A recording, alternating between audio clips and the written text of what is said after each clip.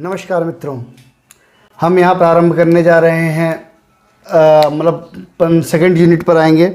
Second point पर आ रहे हैं, गति पर। हम गति देख रहे थे, गति,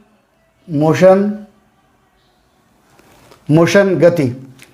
गति क्या होता है? गति में हमने देखा था कि शुरुआत में हमने देखा था रेखीय गति और अन्य प्रकार की कुछ गतियाँ, चाल, दूरी, समय आदि देखा था। इसमें हम देखेंगे वेग, ठीक है, वेग या वेलोसिटी। वेग या वेलोसिटी क्या होता है?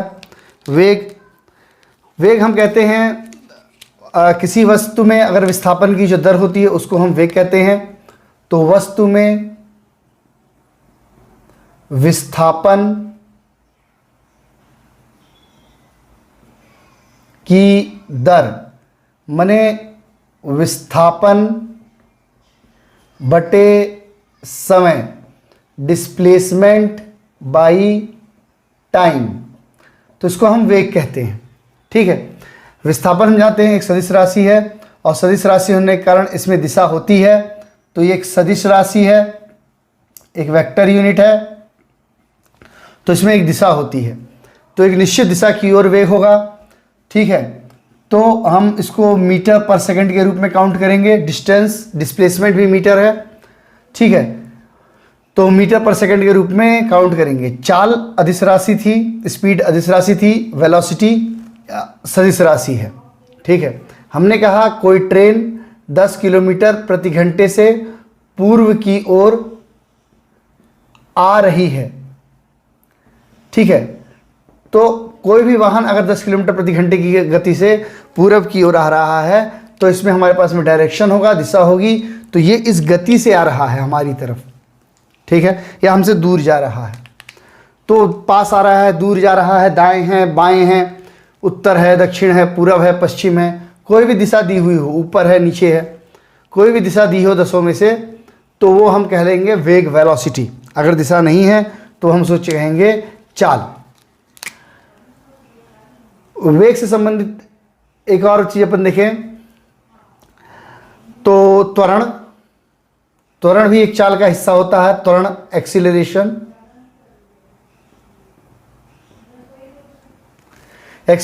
त्वरण क्या होता है? त्वरण जब आप देखते हैं कि किसी वस्तु के वेग में परिवर्तन हो तो चेंजेस इन वेलोसिटी को हम त्वरण कहते हैं। तो वेग में परिवर्तन त्वरण कहलाता है। ठीक है, तो वेग में परिवर्तन की दर को हम त्वरण कहते हैं। तो change in velocity is called acceleration. तो कोई भी गिरती हुई वस्तु के हमेशा वेग में परिवर्तन होगा। ठीक है, जब कोई वस्तु गिरेगी तो उसकी गति बढ़ती जाती है। ठीक है, तो गिरती वस्तु के वेग में परिवर्तन होता है। ठीक है, तो जैसे कोई वस्तु आसमान से ज़मीन पे गिरी तो ज़मीन पे गिरते हुए उसकी गति अलग अलग स्थानों पर अलग अलग हो सकती है। ठीक है, तो हम कह सकते हैं u2 माइनस u1 बटे t2 माइनस t1। माने ये कोई वस्तु है, अलग अलग समय पर अलग अलग स्थानों पर है, उसका अलग अलग वेग है और अलग अलग समय अंतराल पर वो चल रही है। तो वस्तु जब गिरती जाती है तो वेग उसका बढ़ता जाता है। ये गिरती वस्तु का त्वरण, एक्सीलरेशन कहलाता है। ठीक है, तो हम इसको कहेंगे वेग में परिवर्तन बटे समय। ठीक है, change in velocity by time. तो इसको हम कहेंगे समय बदल रहा है, t1 t2 है, तो हमने कोई भी मतलब दूरी ले ली, मीटर प्रति सेकेंड स्क्वायर। ठीक है, तो स्क्वायर हमको क्या दर्शा रहा है कि वेग में परिवर्तन हो रहा है, विस्थापन हो रहा है। ठीक है, विस्थापन लगातार हो रहा है, वेग बदल रहा है, स्थान बदल रहा है और समय भी अलग अलग काउंट हो रहे हैं। तो ऐसी चीज़ को हम त्वरण या एक्सीलरेशन कहते हैं। जैसे हम गुरुत्वाकर्षण के लिए गुरुत्वीय त्वरण का प्रयोग करते हैं, ग्रेविटेशनल एक्सीलरेशन, ग्रेविटी के लिए। ठीक है, इसके अतिरिक्त एक और चीज़ देखें अपन, कोणीय वेग।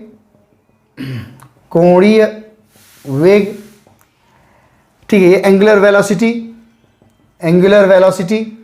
तो किसी एक एंगल में हुई वेलोसिटी होती है, ठीक है। हमने कहा किसी वस्तु के ध्रुवांतर में किसी निश्चित समय पर बनाए गए कोण को अपन कोणीय वेग कहते हैं, ठीक है। तो वृत्त पथ पर किसी ध्रुवांतर मतलब रेडियंट वेक्टर, ठीक है, किसी ध्रुवांतर पर बने कोण की दर, ठीक है। तो किसी दर से, किस दर से कोई कोण बन रहा है उसको हम उस वस्तु का कोणीय वेग कहते हैं। जैसे हमने मान लीजिए कि ऐसे कोई वस्तु है, एक सर्कल में घूम रही है, तो इसके एक निश्चित ध्रुवांतर पर, ध्रुवांतर मतलब कोई रेडियंट वेक्टर, कब कहाँ पर वस्तु है, जैसे ये ए पर है, ये बी पर है, ठीक है, ये आर पर है, ठीक है। तो ऐसा कोई अपने स्थान पर कोई वस्तु चेंज हो रही है, तो इसके बीच में जो थीटा कोण बन रहा है, ठीक है, और ये जो आर डायरेक्शन चेंज हो रहा है, तो इसको हम इसका जो है ये समय दूरी को अपन काउंट करते हैं। तो ये जो समय लगा ये इसका कोणीय वेग है, कितने समय में वस्तु एक बिंदु से दूसरे बिंदु तक पहुंच गई घूमने में। जैसे घड़ी की सुई घूम रही है तो कितने समय में वो टच कर रही है। तो इसको हम दर्शाते हैं ओमेगा से, कोणीय संवेग को ओमेगा से दर्शाते हैं, ठीक है। और इसको थीटा बटे टाइम, थीटा हमारा कोण है, ठीक है, और टाइम जो समय अंतराल रख रहा है इस थीटा को बनाने में, कितने एक सेकंड में एक थीटा बना, दो थीटा बना, 90 डिग्री गया, 20 डिग्री गया, 45 डिग्री गया, तो जो भी हमने कोण एक काउंट कर लिया वो यहाँ पर लिख देंगे।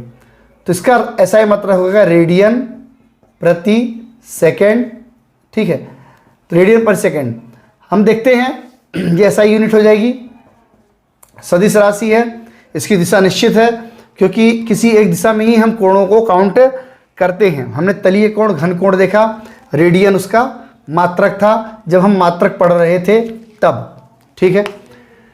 यह हो गया कुछ गति विषयक नियम, कुछ गति हो गई। अब गति विषयक अपन 3 नियम देखते हैं जो कि न्यूटन से संबंधित है, ठीक है। न्यूटन के गति विषयक मुख्यतः 3 नियम कौन कौन से हैं, ठीक है। अब हम न्यूटन के गति विषयक नियमों को पढ़ेंगे, ठीक है। अब हम देखते हैं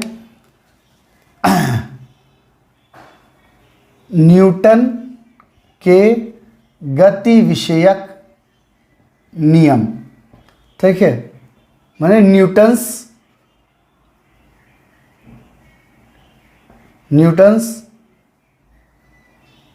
मोशन लॉ या लॉ ऑफ मोशन, ठीक है, न्यूटन्स लॉ ऑफ मोशन। तो न्यूटन के गति विषयक मुख्यतः 3 नियम दिए थे न्यूटन ने, जैसा हम जानते हैं 3 महत्वपूर्ण नियम थे। न्यूटन का प्रथम गति विषयक नियम, न्यूटन का द्वितीय गति विषयक नियम, न्यूटन का तृतीय गति विषयक नियम। प्रथम नियम जड़त्व का नियम, लॉ ऑफ इनर्शिया। द्वितीय नियम संवेग संरक्षण का नियम, लॉ ऑफ मोमेंटम। और तृतीय क्रिया प्रतिक्रिया का नियम, प्रतिक्रिया का नियम, ठीक है, एक्शन एंड ऑपोजिट रिएक्शन, ठीक है, क्रिया प्रतिक्रिया का नियम। तो हम न्यूटन के 3 नियमों को जनरली देखते हैं। न्यूटन के गति विषयक प्रथम नियम, जिसे जड़त्व का नियम कहते हैं, इसे गैलीलियो ने दिया था, इसलिए इसे गैलीलियो का नियम भी कहते हैं, गैलीलियो के जड़त्व का नियम भी कहते हैं। वस्तु की स्थिति में परिवर्तन बगैर बाह्य बल के नहीं हो सकती। तो जब तक हम कोई बाह्य बल न लगाएं तब तक कोई स्थिर वस्तु स्थिर नहीं होगी और कोई गतिशील वस्तु गतिशील नहीं होगी, ये प्रथम नियम कहता है, ठीक है। वस्तु की स्थिति में परिवर्तन बाह्य बल से होगा, ठीक है। तो कोई वस्तु अगर स्थिर है तो उसके पोजीशन चेंज नहीं होगी। कोई वस्तु मूवमेंट में है तो वो रुकेगी नहीं जब तक कि उस पर कोई बाह्य बल न लगाया जाए, जड़त्व का नियम है, ठीक है। तो ये गैलीलियो का नियम कहलाता है। तो जैसे अपन उदाहरण कुछ दे महत्वपूर्ण, जैसे गाड़ी के चलने पर यात्री का पीछे व रुकने पर आगे झुकना। ठीक है, जब गाड़ी चलती है तो व्यक्ति पीछे की तरफ गिरने लगता है, और जैसे ही गाड़ी ब्रेक लेती है तो व्यक्ति आगे की ओर गिर पड़ता है। तो ये क्यों गिरता है आगे पीछे की ओर? इसका मेन कारण क्या होता है? व्यक्ति गाड़ी में बैठा है, अब गाड़ी के साथ व्यक्ति मिक्स हो गया है, दोनों का सेम गति है, लेकिन जैसे ही हमने गाड़ी में वेग दिया तो उसके अंदर सभी वस्तुएं स्थिर हैं, बंधी हुई हैं, स्क्रू की हुई हैं, लेकिन व्यक्ति जो है वो स्क्रू नहीं किया हुआ है, वो खुले में है। तो वो गाड़ी के साथ मूवमेंट करने के लिए, उसकी गति में आने के लिए वो मूवमेंट कर जाएगा, हिलेगा नहीं तो वो गाड़ी के साथ जुड़ नहीं पाएगा। तो वो पीछे होता है, आगे होता है, तो उसके साथ वो आगे गति करता है। जैसे ऊंट पे चलते हैं तो ऊंट पे चलते हुए हम ऊंट पर हिलते हैं, तो ऊंट पर हिलना भी इसकी एक कारण हो सकता है। ऊंट पर हिलना, हम घोड़े पर बैठते हैं तो हम जंप करते हैं, कूदते हैं, तो अगर हम स्थिर रहें तो हमारी पीठ टूट जाएगी, कमर टेढ़ी हो जाएगी। ऊंट के ऊपर अगर हम हिलेंगे नहीं तो हम गाड़ी के साथ मूवमेंट करने के लिए उसके साथ जो है मूवमेंट करते हैं। ठीक है, इसके अलावा हम देखें, चलती गाड़ी से उतरने पर गाड़ी की दिशा में भागना। ठीक है, हम गाड़ी की दिशा की ओर बढ़ते हैं, जब गाड़ी धीरे धीरे रुकने लगती है हम उतर जाते हैं, तो ये भी एक कारण है जड़त्व का नियम। हम गाड़ी की दिशा में होते हैं, गाड़ी 60 की स्पीड से चल रही है, हम 60 की स्पीड से उतरेंगे तो हम 60 की स्पीड से ही गाड़ी की दिशा में भागेंगे। लेकिन इससे दिक्कत क्या होगी, हम इतना तेज भाग नहीं पाएंगे और गाड़ी के नीचे आ जाएंगे और मारे जा सकते हैं, चोट लग सकती है। तो गाड़ी के विपरीत हम नहीं उतर सकते। चलती हुई गाड़ी के अगर हम विपरीत उतरते हैं तो भी हम गिर जाएंगे, तो हम गाड़ी के विपरीत भी नहीं उतर सकते, हमें उसी दिशा में उतरना पड़ेगा जिस दिशा में गाड़ी का मूवमेंट है। ठीक है, विपरीत नहीं उतर सकते, क्योंकि गाड़ी के विपरीत उतरने मतलब हम गाड़ी की गति का विरोध कर रहे हैं। ठीक है, वो 10 के हिसाब से चल रही है, हम 25 के हिसाब से उतरना चाहते हैं। अगर आप तो तेज दौड़ सकते हो पीछे तो उतर जाओ। ठीक है, लेकिन हमें गाड़ी की दिशा में चलना पड़ेगा। इसके अतिरिक्त अपन देखें, गेंद, चलती गाड़ी में गेंद उछालना। ठीक है, चलती गाड़ी में गेंद उछालना, हम चलती गाड़ी में गेंद उछालते हैं तो वापस गेंद हमारे हाथ में आ जाती है। मान लीजिए हम एक ट्रक में हैं जो ऊपर खुला हुआ है, बॉल उछालें तो वापस हम उसको कैच कर सकते हैं। तो बॉल हवा में जाने के बाद ये नहीं कि वहीं रुक जाएगा, वो गाड़ी की गति में ही है, उसके अंदर की हर वस्तु गाड़ी की गति में है। ठीक है, कंबल पीटना, कंबल पीटने पर धूल उड़ना। जब हम कंबल पीटते हैं तो धूल उड़ती है, क्योंकि धूल स्थिर हो जाती है, कंबल मूवमेंट करता है, धूल वहीं का वहीं नीचे गिर जाती है। तो इस टाइप की चीज़ें जो है जड़त्व के नियम के अंतर्गत काउंट हो जाती हैं। अब दूसरा हमारा संवेग संरक्षण का नियम। संवेग का नियम क्या कहता है? पहले देखिए संवेग है क्या। संवेग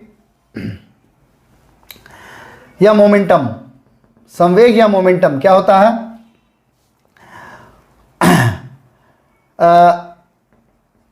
वेग गुणे द्रव्यमान, वेग गुणे द्रव्यमान मतलब mass into velocity, mass into velocity को हम कहते हैं संवेग P। ठीक है, जो P है हमारा, जो मोमेंटम है इसको हम P से दर्शा रहे हैं, तो ये m इंटू वी के बराबर होता है। द्रव्यमान और वेग के गुणनफल को हम संवेग कहते हैं। ठीक है, दोनों गुणनफल संवेग कहलाता है। इसको अपन देखते हैं, कुछ चीज़ों को देखते हैं विशेष तौर पर।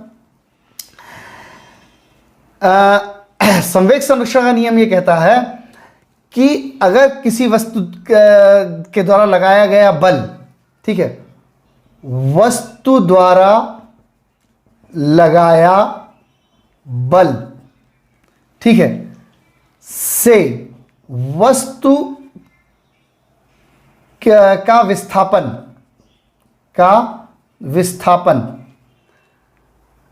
लगाए बल की दिशा में होता है। ठीक है, वस्तु का विस्थापन लगाए हुए बल की दिशा में होता है तथा संवेग बल की दिशा में होता है, ठीक है। तो वस्तु पर लगाया गया बल और उसका संवेग उसी जिस दिशा में वस्तु को ढकेलेगा, वस्तु उसी दिशा में आगे की ओर बढ़ जाती है। तो वस्तु की स्थिति में परिवर्तन उसमें लगाए गए संवेग के बल के समानुपाती होता है और उसी दिशा में होता है जिस दिशा में बल लगाया जा रहा है। तो हम वस्तु को अगर ढकेलते हैं तो हम देखें तो वस्तु की दिशा में परिवर्तन जो हो रहा है, ठीक है। तो हम संवेग कैसे देख सकते हैं, F इंटू ए, ठीक है। इसको हम ऐसे देखें F into a, P equal to F into a. यहां ए है हमारा एक्सीलरेशन, F है हमारा फोर्स, बल और त्वरण, एक्सीलरेशन और फोर्स, ठीक है, एक्सीलरेशन और फोर्स। हम कहें कोई वस्तु है उसमें हमने बल नहीं लगाया लेकिन उसका मूवमेंट हो रहा है, ठीक है, विस्थापन हो रहा है। मान लीजिए F बराबर 0 है, F बराबर 0 है और A बराबर 3 है, ठीक है। तो इसका मतलब ये नहीं है कि वस्तु में एक्सीलरेशन जो त्वरण हो रहा है, ठीक है, 3 मीटर पर सेकंड का है मान लीजिए, तो हम ये नहीं कहेंगे कि वस्तु पर कोई बल कार्य नहीं कर रहा, ठीक है। बल कार्य करेगा यदि त्वरण हो रहा है, एक्सीलरेशन हो रहा है तो भी, लेकिन बल जो कार्य कर रहा है, क्या बल कार्य कर रहा है, या तो वस्तु रुकी है, रुकी वस्तु है एक, ठीक है, या दूसरा कारण हो सकता है नियत वेग से गतिमान है, ठीक है। अगर एक निश्चित स्पीड में वस्तु चल रही है, मान ली 60 किलोमीटर प्रति घंटे की रफ्तार से चल रही है, तो 60 किलोमीटर की गति को मेंटेन कर रही है वस्तु। हम जैसे जड़त्व के नियम में दिख रहे हैं, हम अंदर बैठे हैं, हमारा मूवमेंट उसी प्रकार से है। अब बल नहीं लगा रही है वस्तु हमें ले जाने के लिए, क्योंकि अब उसकी एक निश्चित गति निश्चित हो चुकी है, तो यहां फोर्स 0 हो सकता है। तो फोर्स 0 होने का मतलब यह नहीं होता कि त्वरण नहीं हो रहा, हम एक स्थान से दूसरे स्थान पर नहीं जा रहे, हमारा मूवमेंट नहीं हो रहा, हमारा मूवमेंट हो रहा है लेकिन बल अब उतना नहीं लग रहा, ठीक है। तो यहां पर त्वरण का मान हो सकता है। तो यहां बल और एक्सीलरेशन के मान की चीज़ों को अपन अगर काउंट करें एक साथ, तो यहां हमें न्यूटन मिल जाते हैं। बोलते हैं वो बल मतलब किलोग्राम और त्वरण मतलब मीटर प्रति सेकेंड स्क्वायर, तो इसको बराबर हम बोलते हैं न्यूटन, ठीक है। तो ये न्यूटन, तो ये संवेग में हमें जो है न्यूटन बल की जानकारी प्राप्त होती है, ठीक है। इसी में एक वस्तु होती है आवेग, आवेग, ठीक है, इंपल्स, ठीक है, इंपल्स, आवेग। आवेग क्या होता है, आवेग लगाया हुआ बल गुणे समय अंतराल, ठीक है। तो फोर्स इंटू डेल्टा टी, ठीक है, फोर्स इंटू डेल्टा टी। तो ये होता है बल गुणे समय अंतराल, माने कम से कम बल लगा करके कम से कम समय में अगर हम बल अधिक से अधिक लगाएं तो उसको हम वस्तु का आवेग कहते हैं, ठीक है। इसमें विस्थापन की दर बहुत ज़्यादा हो जाती है, विस्थापन बहुत ज़्यादा हो जाता है, ठीक है। इसी में अपन इसको आगे कंटिन्यू करते हैं, ठीक है। इसको हम देखेंगे आवेग और इंपल्स को, आवेग इंपल्स को हम इसके उदाहरण अपन देखते हैं। अब हम समझें संवेग क्या है। संवेग को अपन ने देखा, हम इसके उदाहरण कुछ लेते हैं। हम देखें उदाहरण के तौर पर, ठीक है,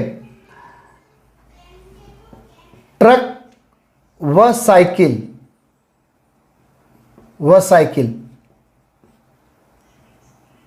हमसे टकराए तो ट्रक से ज्यादा चोट लगेगी। ठीक है, अब हम दो वस्तुएं देख रहे हैं। संवेग कहता है कि जो है वेग और द्रव्यमान का गुणनफल है, एक निश्चित वेग है, मान लो 10 किलोमीटर प्रति घंटे की रफ्तार।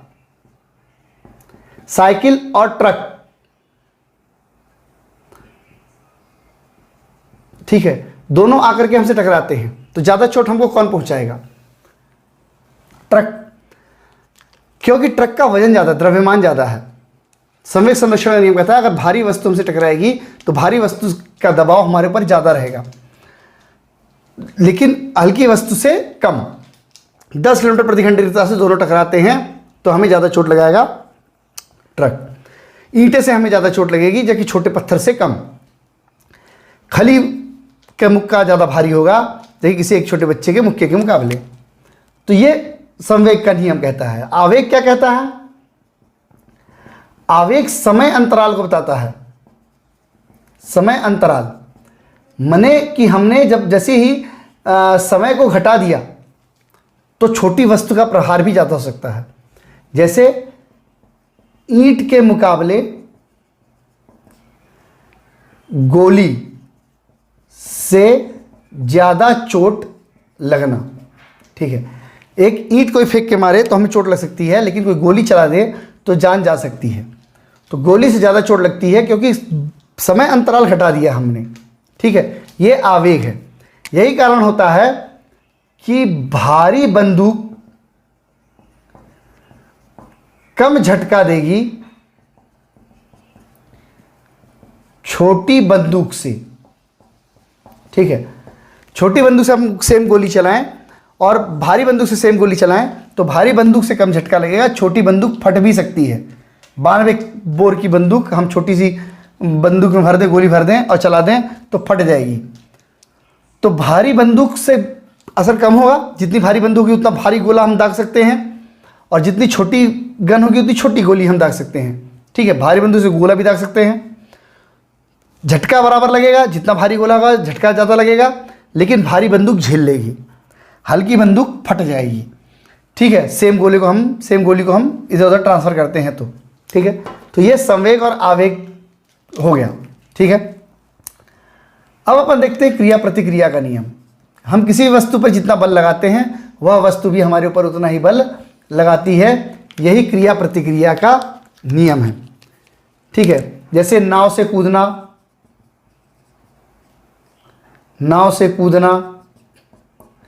लिखना, चलना। ठीक है, तैरना। ठीक है, रॉकेट, गुब्बारा, कई उदाहरण हो सकते हैं इसके। क्रिया प्रतिक्रिया का नियम। नाव से कूदने पे नाव पीछे हटती है, हम आगे बढ़ते हैं। लंबी कूद, ऊंची कूद की बात कर रहे हैं हम, तो भी सेम कंडीशन। लंबी कूद, ऊंची कूद। ठीक है, हम लंबी कूद करते हैं, ऊंची कूद करते हैं, जितना दबाव हम जमीन पे लगाते हैं उतना दूर हम उछल करके जाते हैं। हम लिखने के लिए दबाव बनाते हैं बोर्ड पर, बोर्ड का दबाव हमारे ऊपर बनता है। चलते वक्त हम आसानी से चल सकते हैं ठोस जमीन पर, हम रेत में, पानी में नहीं चल सकते क्योंकि प्रतिक्रिया कमजोर होती है। तैरना, हम तैरने के लिए जितना अपने ताकत का पानी हटा सकते हैं उतना आसानी से तैर सकते हैं। यहाँ उत्प्लवन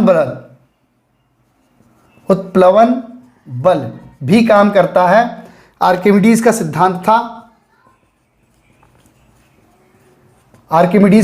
था उत्प्लवन बल। कोई भी वस्तु डूब कर तैरती है, आधे पे तैरती है या पूरी तरीके से ऊपर आकर तैरती है। किसी भी स्थिति में वस्तु तैर रही है तो वह इसलिए तैर रही है क्योंकि वह अपने भार के बराबर पानी को हटा पा रही है। पनडुब्बी का तैरना, हमारे नाव का तैरना या व्यक्ति का तैरना। ठीक है, तो हम आधा डूब के तैर सकते हैं, पूरा डूब के तैर सकते हैं, या एकदम बाहर ऊपर की तरफ तैर सकते हैं। तो हम कितना पानी हटा रहे हैं इसके ऊपर तय करता है। यहाँ भी क्रिया प्रतिक्रिया लगेगी। रॉकेट पे जितना ईंधन दबाव नीचे बढ़ता है, रॉकेट उतना ज़्यादा ऊपर की तरफ बढ़ता है। गुब्बारे में से जब हवा निकलती है, गुब्बारा आगे और हवा पीछे की ओर जाती है। ऐसे और भी कई उदाहरण क्रिया प्रतिक्रिया में होते हैं। ठीक है, गति संबंधित और भी चीज़ों को अपन नेक्स्ट टॉपिक पे देखते हैं। धन्यवाद।